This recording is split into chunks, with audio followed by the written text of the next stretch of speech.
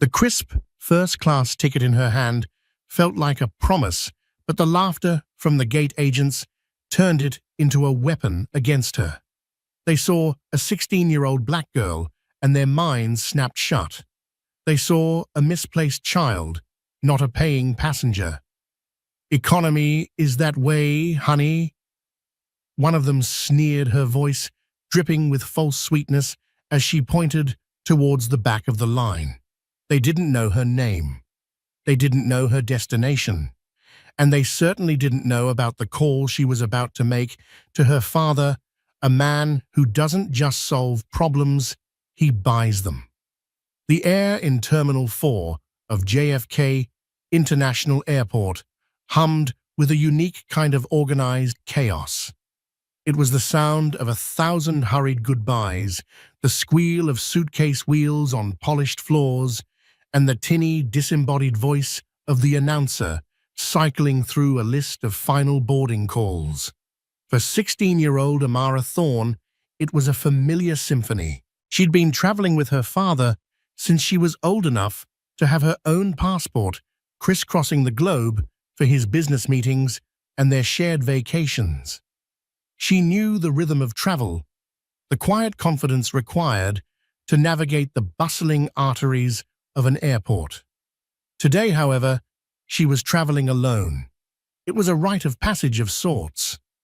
Her father, Marcus, had been called away to an urgent negotiation in Singapore, but Amara's spring break trip to visit her aunt in London was non-negotiable in his eyes.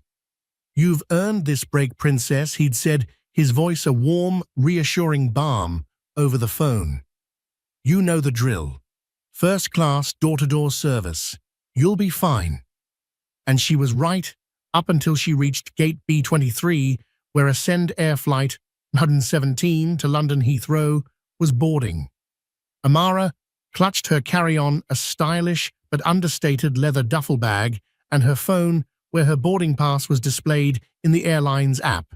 The screen glowed with the undeniable proof of her booking, Amara Thorne. Seat 2A, first class. The priority lane for first and business class was short. Amara stepped up when beckoned by a gate agent, a woman in her late 40s with tightly permed blonde hair and a name tag that read Karen. A thin, forced smile was plastered on her face, but her eyes did a quick, dismissive sweep of Amara's attire, a comfortable but high-quality grey sweatsuit from a brand that screamed quiet luxury to those in the know and pristine white sneakers. To Karen's eyes, it just screamed teenager. "Hi," Amara said, holding out her phone. Karen didn't look at the phone. Her eyes were fixed on Amara's face. "Boarding for economy and premium economy will begin in approximately 20 minutes, she said, her voice loud enough for others in line to hear. "The general boarding area is further down the terminal." Amara blinked, momentarily confused. "Oh no, I'm in first class, seat 2A. She pushed her phone a little closer, pointing to the screen. A flicker of annoyance crossed Karen's face. She finally glanced down at the phone, her lips pursed. She took her scanner and aimed it at the QR code, but with a deliberately lazy flick of her wrist, making the scanner beep with an angry negative buzz. "Error. Please see agent." "See," Karen said, a note of vindication in her tone. "There's an issue with your ticket. You'll need to step aside so I can board my priority passengers." Beside her, another agent, a younger man named David, with a smug grin, snickered under his breath. He was leaning against the counter, clearly enjoying the show. "But can you just try it again? Maybe you didn't get a good angle," Amara suggested, her voice polite, though a knot of anxiety was beginning to tighten in her stomach. She could feel the eyes of the man in the expensive suit behind her, could sense his impatience. "Sweetie," Karen began, her voice dripping with condescension, "the scanner is state-of-the-art. It doesn't make mistakes. Now I have a flight to board." She waved a dismissive hand. "Go to the customer service desk over there. They can sort out whatever ticket your mummy and daddy thought they bought for you." The mention of her parents, the implication that she was a lost child with a fantasy ticket, sent a hot flush of humiliation up Amara's neck. Her father was Marcus Thorne. He didn't think he bought tickets. He bought whatever he wanted. But she didn't say that. She had been taught never to lead with her father's name, to make her own way. "My ticket is valid," Amara said, her voice firmer now. "My name is Amara Thorne. The seat is 2A. Could you please just type in my confirmation number?" David let out a small, derisive laugh. "Look, kid, we see this all the time. People try to use screenshots of other people's tickets. It doesn't work." "This isn't a screenshot," Amara insisted, her composure starting to fray. "It's the app. It's logged into my account. See?" She swiped the screen, but they weren't looking. Karen's fake smile had completely vanished, replaced by a mask of stern authority. "I'm not going to ask you again. You are holding up the line and interfering with the timely departure of this aircraft. Step aside now, or I'll have to call airport security." The threat hung in the air, heavy and suffocating. Security. The word itself was a nightmare. The thought of being escorted away like a criminal in front of all these people was mortifying. The man behind her huffed loudly, shifting his weight. Defeated, Amara's shoulders slumped.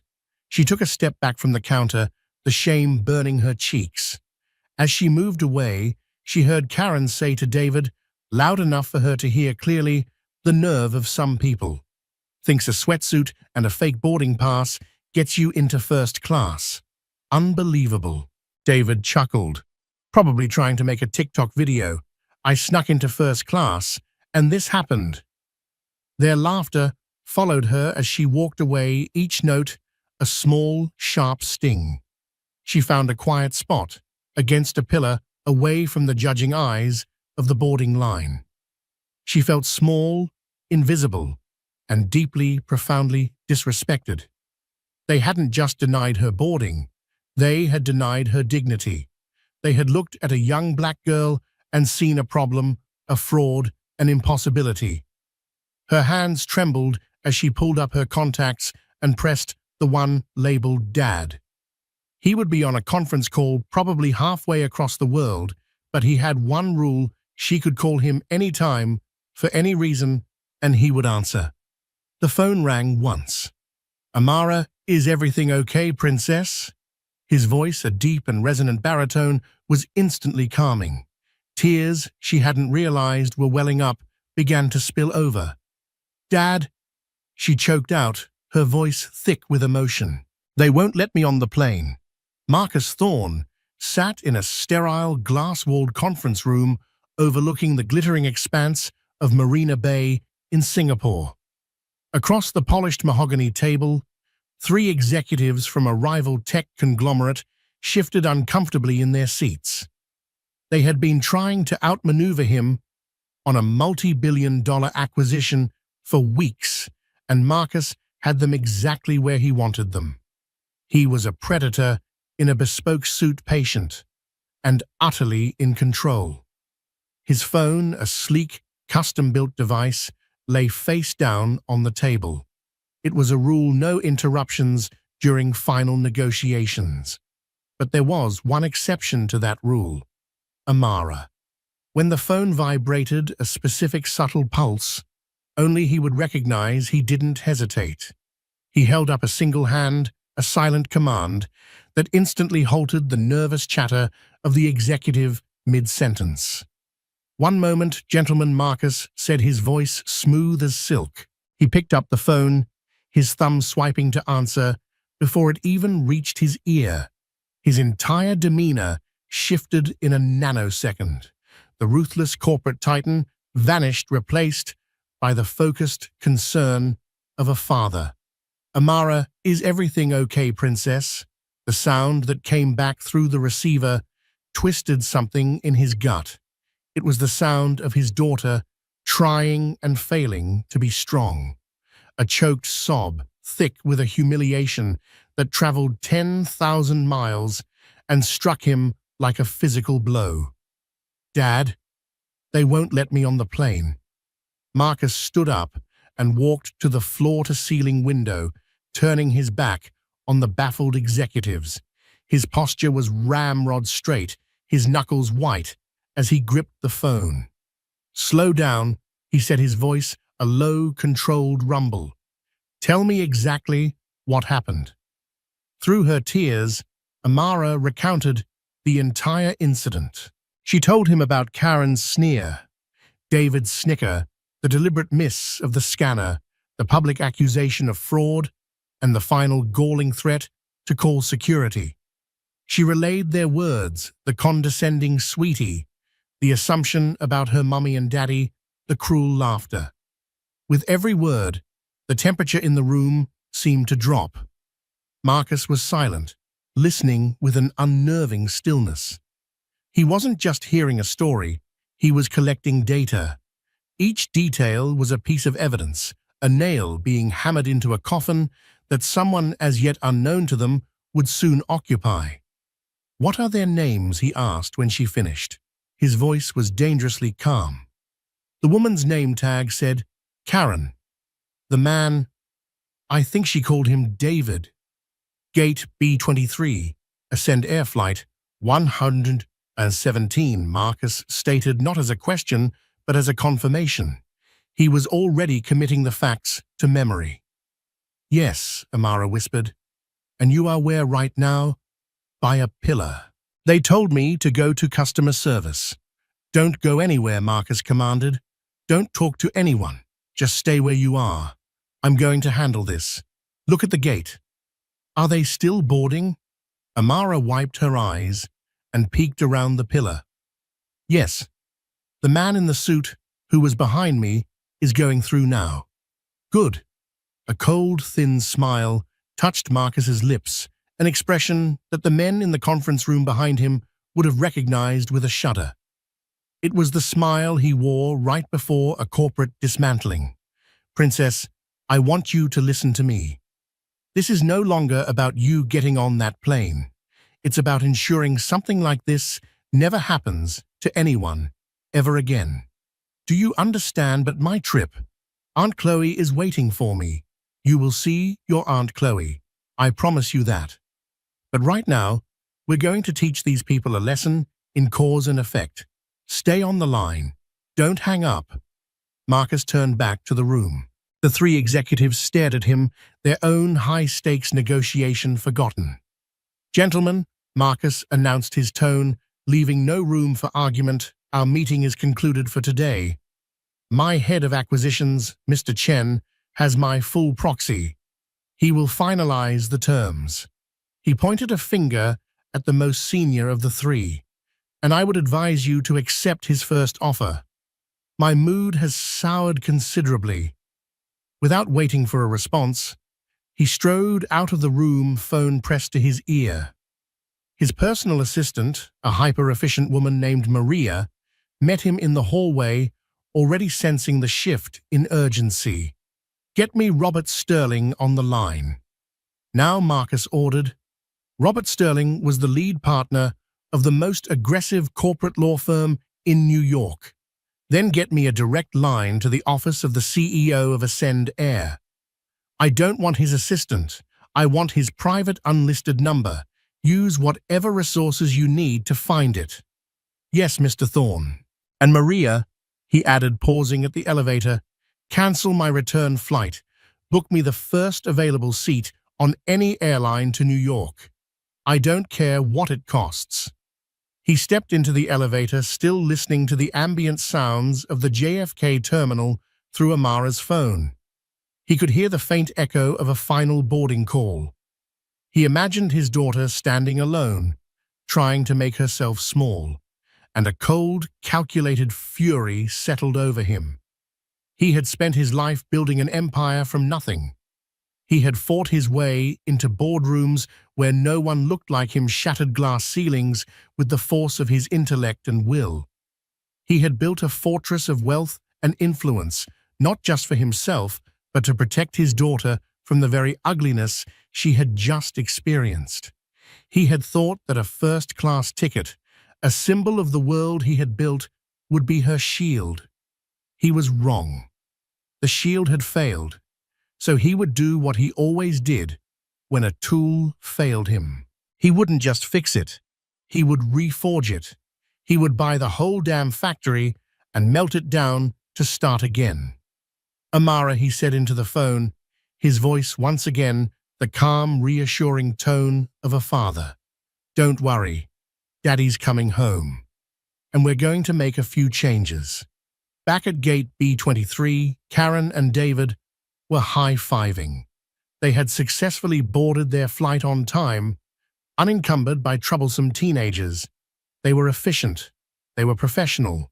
They had no idea that on the other side of the world, a man they had never met had just set in motion a chain of events that would not only end their careers, but bring their entire company to its knees. The headquarters of Ascend Air was a gleaming steel and glass tower in downtown Chicago, a monument to a legacy brand that had seen better days. Inside the penthouse office, CEO Julian Smith was admiring his view of Lake Michigan, a cup of overpriced artisanal coffee in hand. Smith was a man coasting on his family's name and the company his grandfather had built. He was tall, impeccably dressed, and possessed an unshakable belief that the world's problems could be solved with a firm handshake and a call to the right person at the golf club. His morning tranquility was interrupted by the buzz of his private line. He frowned. Only a handful of people had this number. He glanced at the caller ID, unknown. Annoyed, he let it go to voicemail. It buzzed again insistently. With a sigh of theatrical exasperation, he answered. "This is Smith." "Mr. Smith," the voice on the other end said. It was deep calm, and carried an authority that immediately put him on edge. "My name is Marcus Thorne. I believe your gate agents at JFK's Terminal 4, a Karen Reynolds and a David Finch, recently denied boarding to my 16-year-old daughter for Flight 117. They publicly accused her of fraud and threatened to call security." Julian Smith's mind raced. Thorne, Marcus Thorne. The name was a thunderclap in the financial world. The founder of Titan Capital, a self-made billionaire known for his hostile takeovers and for turning struggling companies into ruthless, efficient profit machines. Smith had never met him, but he knew the legends. He immediately shifted into damage control mode, his voice a smooth, placating hum. "Mr. Thorne, I am dreadfully sorry to hear this. This is absolutely not the standard of service we at Ascend Air strive for, a complete aberration. Please accept my sincerest apologies on behalf of the entire company." "I don't want your apology," Mr. Smith Marcus said, his voice as cold and hard as diamond. "Your apologies are worthless. What I want is action. I want those 2 employees terminated today, and I want a written formal apology issued to my daughter." Smith bristled. The nerve. He didn't get to be CEO by letting outsiders dictate his HR policies. "Well, Mr. Thorne, we have a process for these things. A full investigation must be conducted. We must hear both sides of the story. I can assure you we will look into this matter with the utmost urgency." A dry, mirthless chuckle came through the phone. "An investigation. Let me save you the trouble.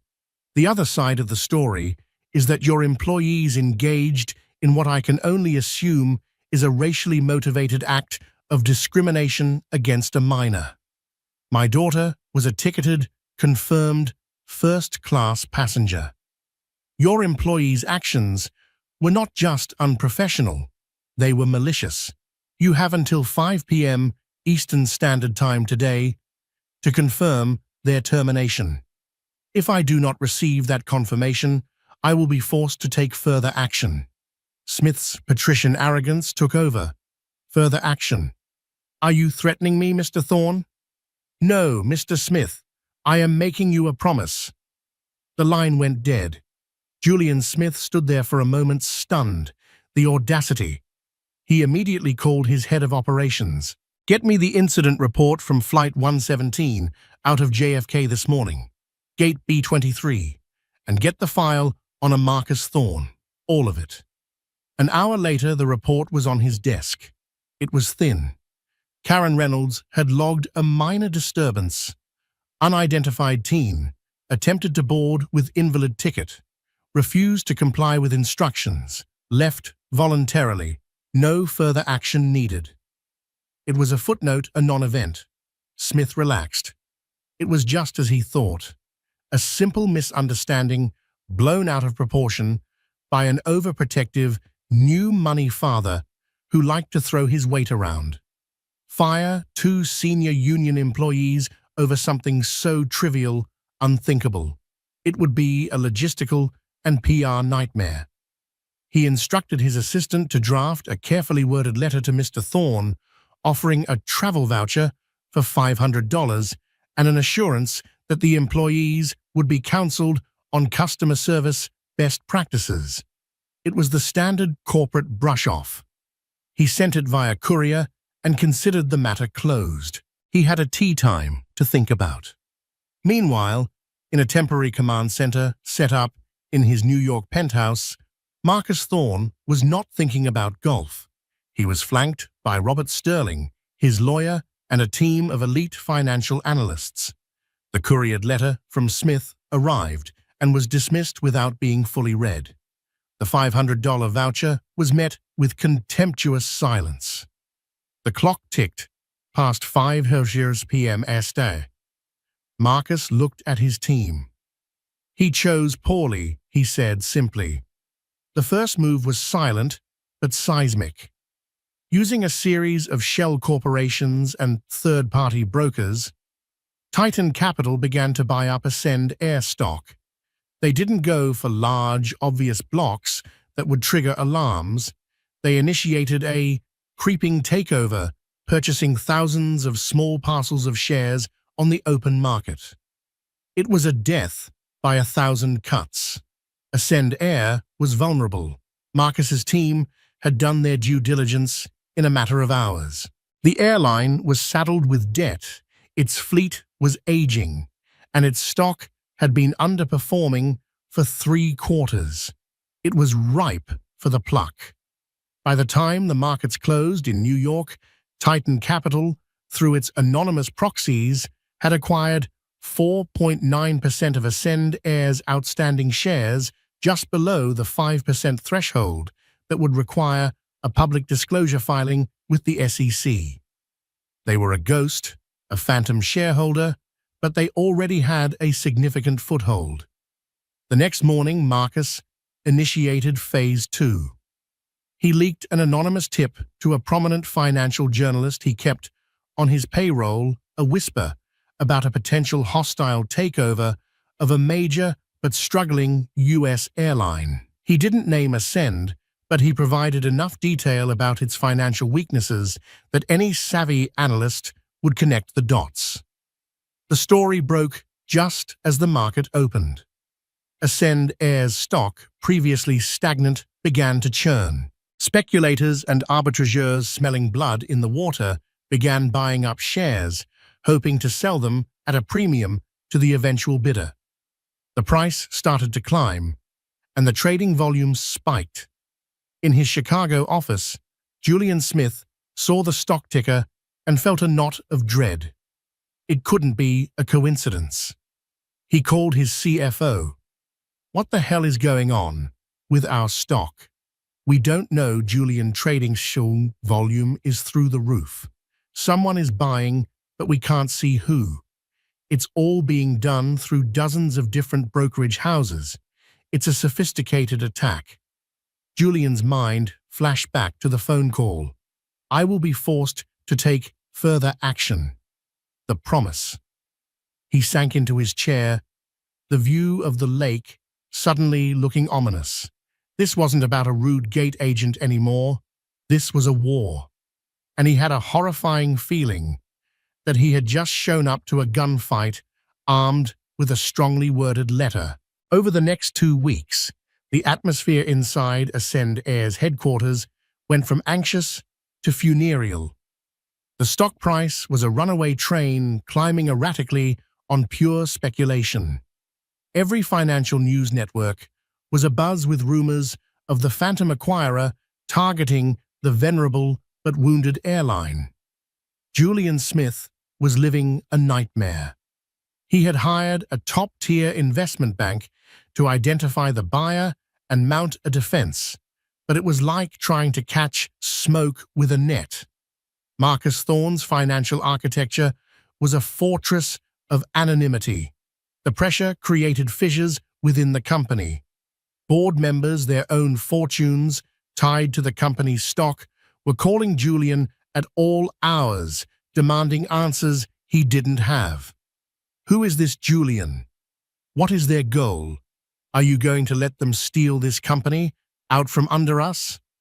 Desperate Smith approved a poison pill strategy, a shareholder rights plan designed to make a hostile takeover prohibitively expensive. It was a classic defensive maneuver, but it was also a sign of deep weakness. The market saw it as an act of desperation, and the whispers grew louder. Meanwhile, at JFK's gate, B-23 life for Karen Reynolds and David Finch had barely changed. They had been called into a brief, informal meeting with their direct supervisor. They were told a complaint had been filed, reminded of the company's commitment to customer service, and then sent back to work. To them, the matter was a joke. "Can you believe it?" Karen said to David one afternoon during a lull between flights. "Some big-shot lawyer sent a letter, all because his little girl didn't get her way." David smirked, scrolling through his phone. He probably wanted a free flight. They all do. Threaten to sue and hope for a payout. It's pathetic. "We did everything by the book," Karen affirmed, adjusting her uniform. The ticket wouldn't scan. She was causing a scene. "We de-escalated the situation." She had repeated this version of events so many times, she had come to believe it as gospel. The memory of Amara's quiet dignity and polite insistence had been rewritten in her mind as belligerence. "Exactly," David agreed. "And look, we're still here. Nothing happened. All that huffing and puffing for nothing." They were blissfully unaware that their names were on a very short, very important list in a penthouse office 200 miles away. They had no idea that the strange volatility of their employer's stock, a topic of mild gossip in the break room, was a storm gathering directly over their heads. Marcus Thorne, however, was watching everything. He had teams monitoring Ascend's internal communications legally through sources and industry contacts. He knew about the poison pill, he knew about Smith's panic, and he knew that Karen and David were still gainfully employed, still sneering at passengers, still a living embodiment of the problem he intended to solve. The time for subtlety was over. He instructed his team to cross the 5% ownership threshold. The moment they did, the clock started ticking. Within 10 days, they would have to file a Schedule 13D with the Securities and Exchange Commission, publicly declaring their stake and their intentions. The ghost was about to show its face, but Marcus didn't wait for the deadline. He decided to control the narrative. He gave his pet journalist another exclusive, this time with a name, Titan Capital. The headline sent a shockwave through the business world. Marcus Thorne's Titan Capital revealed as mystery buyer circling Ascend Air. The article was a masterpiece of corporate warfare. It detailed Ascend's debt, its aging fleet, its declining customer satisfaction scores, and then it delivered the killing blow. It included an anonymous quote from a source close to the situation, detailing a recent incident where the airline's culture of dismissiveness was on full display, an incident involving a 16-year-old girl, a first-class ticket, and two gate agents at JFK. The story didn't name Amara, but it didn't have to. It framed the entire multi-billion-dollar takeover bid not as a cold financial transaction, but as a crusade, a response to a profound corporate sickness of which the gate incident was merely the most visible symptom. In Chicago, Julian Smith read the article on his tablet and felt the blood drain from his face. It all crashed together with sickening clarity. The phone call, the threat, the stock purchases. It wasn't a random corporate raid. It was personal. It was a vendetta. His phone began to ring. It was the chairman of the board. Julian, the voice boomed, devoid of any warmth. "You have 48 hours to fix this, I don't care how. Talk to him, beg him, offer him whatever he wants. But you will not lose this company because you were too arrogant to fire two incompetent gate agents." The message was clear. Julian Smith's career was now inextricably linked to the fates of Karen Reynolds and David Finch. The pressure had reached its peak. The foundations of Ascend Air were cracking, and Marcus Thorne, the architect of it all, calmly prepared for his final move. He wasn't just going to buy the company anymore. He was going to walk in and take it. The emergency board meeting was convened on a grey, drizzly Thursday in Ascend Air's Chicago headquarters. The mood in the 40th floor boardroom was as grim as the weather. The 12 members of the board, a collection of old money stalwarts and grim-faced executives, sat around a massive polished oak table. At its head sat Julian Smith, looking haggard and diminished, a stark contrast to the confident CEO of just a few weeks ago. They had been backed into a corner, and they all knew it. Marcus Thorne, through Titan Capital, now controlled over 28% of their stock, purchased at a premium they couldn't hope to match. He was their single largest shareholder, and he had formally requested this meeting. They had no legal way to refuse him. "Our legal team advises that his intentions are clearly hostile," Julian was saying, his voice strained. "He's not looking for a partnership. He's looking for a decapitation. He wants to gut this company, sell it for parts, and destroy a 100-year-old legacy." An elderly board member, Harrison Davenport, a contemporary of Julian's grandfather, slammed a frail hand on the table. "And how did we let it get to this point, Julian? How did one man get a knife to our throats because of a customer service complaint?" Before Julian could stammer out a defense, the double doors to the boardroom swung open. Marcus Thorne entered. He was not what they expected. There were no lawyers, no entourage. He was alone, dressed in a perfectly tailored charcoal suit that made him look more like a force of nature than a businessman. He exuded an aura of absolute, unshakable power. His presence seemed to suck the very air out of the room. He didn't take a seat. Instead, he walked slowly to the head of the table opposite Julian and placed a single, slim, leather portfolio down. The silence was deafening, broken only by the distant city traffic. "Good morning, gentlemen." Mr. Smith Marcus began, his voice calm and measured, yet it filled the room. He nodded to each person, his gaze lingering for a moment, an unnerving act of assessment. "Thank you for accommodating my request." Julian, attempting to regain some semblance of control, stood up. "Mr. Thorne, we are prepared to offer you 2 seats on this board and a significant dividend package in exchange for a standstill agreement. Let's be reasonable here." Marcus smiled, a slow, cold expression that did not reach his eyes. "Reasonable? I think I have been more than reasonable. I made a simple request weeks ago, a request that would have cost you nothing but the salaries of 2 employees who are a liability to your brand. You refused. You chose to protect the rot in your foundation. So I decided to buy the foundation. He paused, letting the weight of his words settle.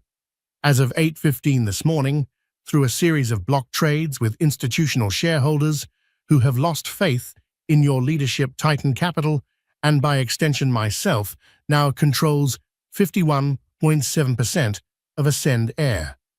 This is no longer a hostile takeover bid. It is a fact. A collective gasp went through the room. Several board members sank back in their chairs, their faces pale with shock. Julian Smith looked as if he had been physically struck, staggering back a step. That's not possible," he whispered. "It is not only possible, Mr. Smith, it is done," Marcus said, his voice dropping to a near whisper, yet carrying more menace than a shout.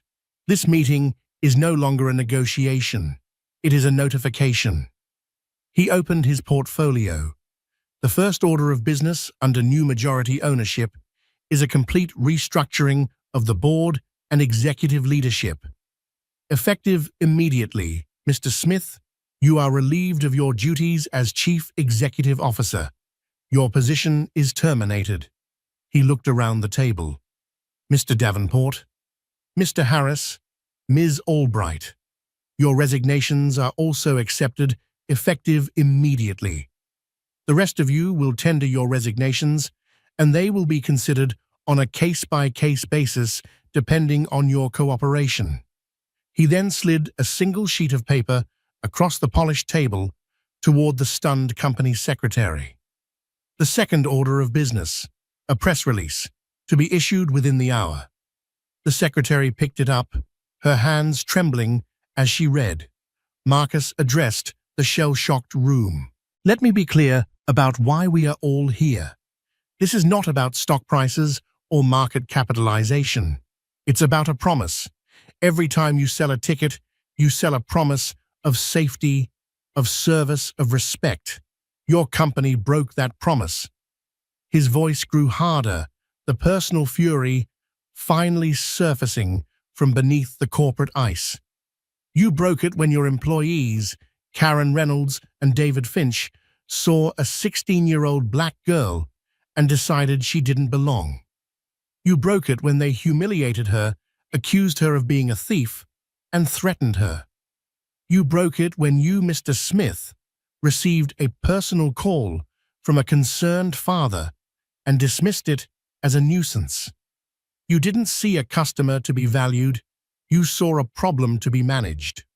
He looked directly at Julian Smith, whose face had crumbled into a mask of disbelief and despair. "You see, you thought the problem was a complaint from one passenger. You were wrong. The problem was that the passenger was my daughter, and you have my undivided attention. This isn't just business. You made it personal, and I am simply here to close the account." He turned and walked towards the door, pausing with his hand on the handle. "A new CEO will be announced by the end of the day. A new era for this airline begins now.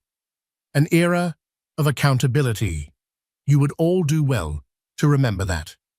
He walked out, leaving behind a room filled with the ruins of an empire, the silence of broken men who had just learned far too late who they were dealing with. The takeover was complete. The retribution was just beginning. The press release Marcus Thorne had authored landed like a bomb. It was unconventional, brutally honest, and it spread like wildfire across social media and news outlets. It announced the change in ownership and the termination of Julian Smith, but it did so by explicitly linking the corporate action to the unacceptable and discriminatory treatment of a passenger at JFK. It named the flight, the gate, and the date. It didn't name Amara, but it didn't have to. The narrative was now set in stone. Ascender had been so rotten at its core that a billionaire had bought the entire company to clean it up. For Karen Reynolds and David Finch, the day started like any other. They were at their post at Gate B23, sipping coffee and complaining about the early shift. Around 9:30 a.m., their station manager, a man who had always been friendly, approached them with two stern-faced individuals in dark suits. One was from corporate HR, the other from the new management's transition team. "Karen, David, can we have a word with you in private?" the manager asked, his voice strained. They were led to a small windowless office. The HR representative slid two envelopes across the table. "Your employment with Ascend Air is terminated effective immediately," she said, her tone flat and clinical. Karen scoffed. "On what grounds?" "Our union representative." "Your union has already been briefed," the transition team member cut in, his voice sharp. "The grounds are gross misconduct, willful disregard for company policy, and actions leading to significant financial and reputational damage to the company. Your actions on the morning of March 28th have been the direct catalyst for a change in ownership of this entire airline. You are not just being fired, you are the poster children for the exact culture we are here to eradicate." David's smug demeanor evaporated, replaced by a pasty-faced panic. "This is because of that girl." "That's insane." "What's insane," the man replied, "is that you thought you could humiliate a customer without consequence. As part of the new company-wide mandatory retraining program on diversity, inclusion, and customer respect, we will be using a case study. It will detail an incident where two agents' prejudice and poor judgment cost the previous CEO his job and the shareholders their company. It will be an anonymous case study, of course, but you'll know who it's about. We'll all know." They were instructed to collect their personal belongings from their lockers and were then escorted not by security, but by the two quiet, imposing figures in suits out of the terminal. They walked past their former colleagues, who stared with a mixture of shock and fear. The message was clear and brutally effective: no one was safe. Incompetence and prejudice were no longer tolerable. The karma, however, did not stop there. It cascaded. Julian Smith became a pariah overnight. The story of his arrogant dismissal of Marcus Thorne's initial warning became a legend in business schools, a cautionary tale of hubris. He was ousted from his country club. His calls to headhunters went unreturned. He had gone from a titan of industry to a toxic asset. He was ruined not just financially, but socially. The passenger who had been standing behind Amara, the one who had huffed in impatience, also had his moment of reckoning. He was a partner at a major consulting firm. Another passenger in the line, a junior analyst at a competing firm, recognized him. After the story broke, the analyst mentioned to his boss how the partner had audibly sighed and rolled his eyes, contributing to the hostile environment for the young girl. In the new climate of corporate accountability, the story made its way up the chain. The partner received a formal reprimand for conduct unbecoming of the firm's values and was removed from a lucrative, high-profile project. A small consequence, but a clear signal. Marcus, now in full control, didn't just fire people, he began a root and branch overhaul of Ascend Air. The new CEO he appointed was a woman renowned for turning around failing companies with a focus on employee morale and customer experience. The entire senior management team was replaced. The first major initiative announced was the Ascend with Dignity program. It involved the complete retraining of all 20,000 public-facing employees. The centerpiece was the video based on Amara's experience, a professionally produced dramatization that was powerful and uncomfortable to watch. It ended with a simple message on the screen: respect is not a premium service. It is our standard. A few weeks later, a video surfaced online. Someone from the economy line at gate B23 that day had filmed the initial confrontation on their phone. It was shaky and the audio was poor, but it was clear enough. It showed Karen's sneer, David's dismissive wave, and Amara's quiet, composed pleading. It showed their laughter as she walked away. The video went viral, and the anonymous case study from the training manual suddenly had faces. Karen Reynolds and David Finch became infamous, unable to find work in the industry ever again. The cascade was complete. It wasn't just a firing, it was a cultural reset enforced by public humiliation and corporate power. Every single person who had played a part, big or small, in the dehumanization of Amara Thorne had been touched by the consequences. Marcus had promised his daughter he would handle it. He had, with the surgical precision and overwhelming force that had defined his entire career. 6 months after the takeover, the new Ascend heir was beginning to take shape. The transformation was palpable, visible, not just in the fresh livery being rolled out across the fleet, a distinguished navy blue and silver now accented with a bold streak of gold, but in the very atmosphere of the airports it served. The gold, a color Marcus personally chose, was a constant public reminder of the new gold standard of service he was determined to establish. But the real changes ran much deeper. Employee morale, which had been festering in a pit of cynicism and neglect, was experiencing a renaissance. The new CEO, a sharp and empathetic leader named Sarah Chen, had, with Marcus's full backing, initiated sweeping reforms. It wasn't just about improving benefits, it was about investing in people. A profit-sharing plan was implemented, giving every employee, from the baggage handlers to the pilots, a tangible stake in the company's success. The Ascend with Dignity program, initially viewed as just another corporate mandate, had become a cultural touchstone. A senior flight attendant, a 25-year veteran who had seen it all, was overheard telling a junior colleague, "For the first time in a decade, I'm not just proud of the wings on my uniform, I'm proud of the company they represent." Customer satisfaction scores, once in a freefall, were now climbing steadily, a direct reflection of a workforce that felt valued and respected. Marcus Thorne did not take an office at the Chicago headquarters. He had no interest in the day-to-day operations. He remained the chairman of the board, the silent, formidable power guiding the company's ethos from his own command center in New York. His goal had never been to run an airline.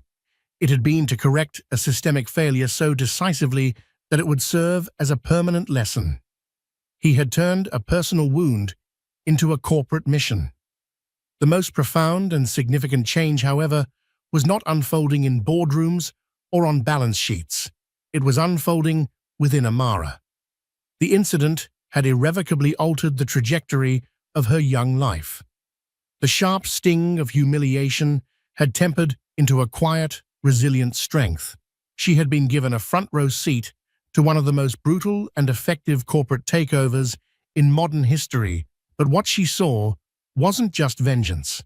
She saw the mechanics of power being used as a tool for justice. She saw her father's fierce, protective love manifest not as a shield to hide her, but as a sword to clear a path for principles he believed in.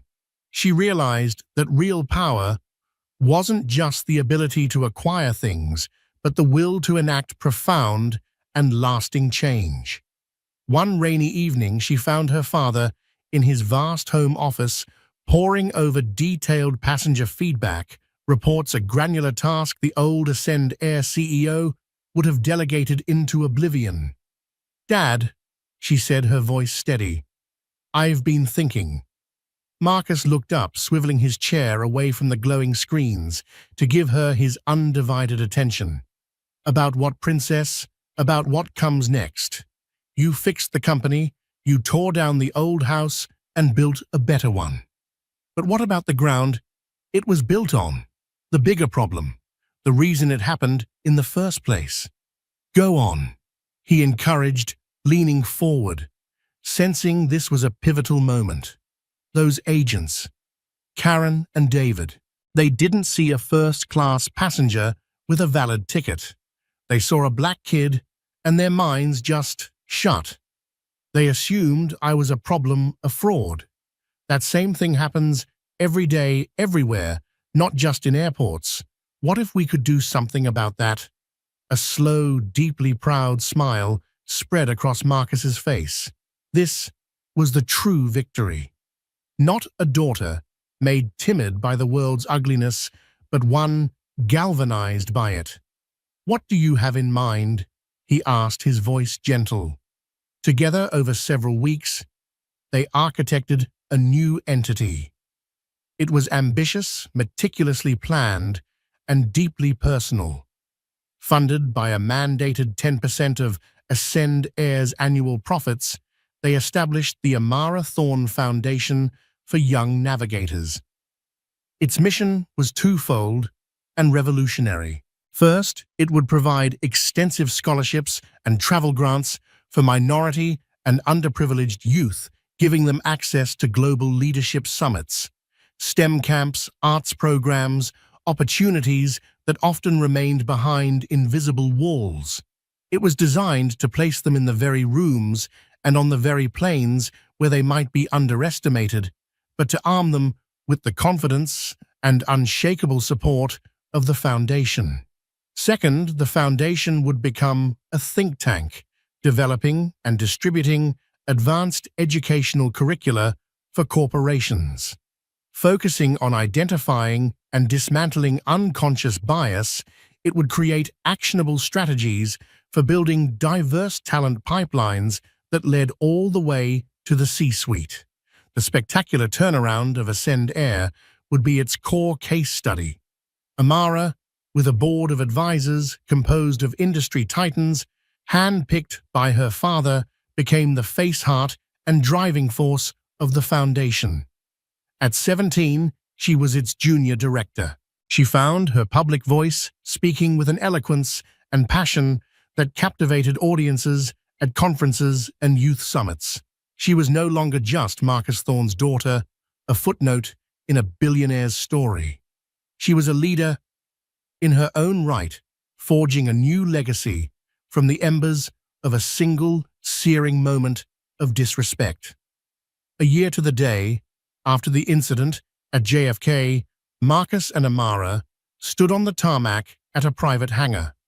The air buzzed with excitement. Before them was the first plane to be delivered with the new livery, its golden stripe gleaming in the morning sun. Employees from executives to mechanics gathered around. CEO Sarah Chen gave a short, powerful speech about the new era of Ascend.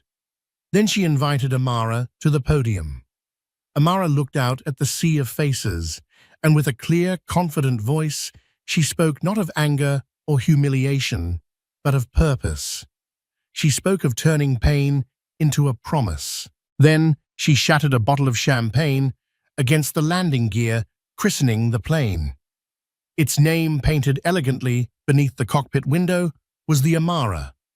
As the jet taxied for takeoff, Marcus put his arm around his daughter's shoulders. You see that he said, his voice thick, with an emotion few had ever heard from him. That's not just an airplane, princess. It's a message. It's a promise that no matter who you are or what you look like, your destination is for you to decide. You deserve to fly high.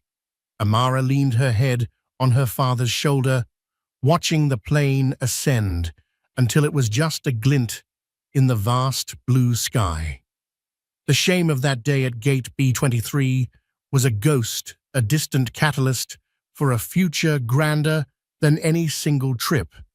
The gate agents had tried to send her to the back of the line to make her small. Instead, they had ignited a fire.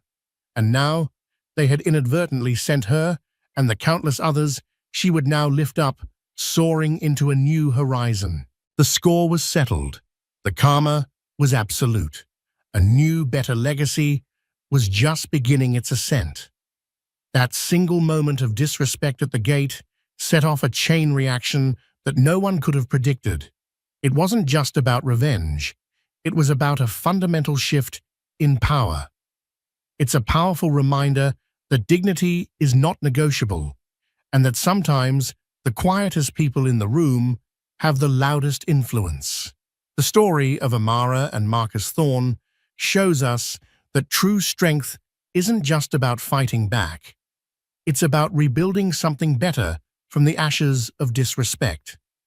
It's a testament to the idea that the ultimate karma isn't just seeing the bad guys lose, but watching the good guys build a new world where those old rules no longer apply.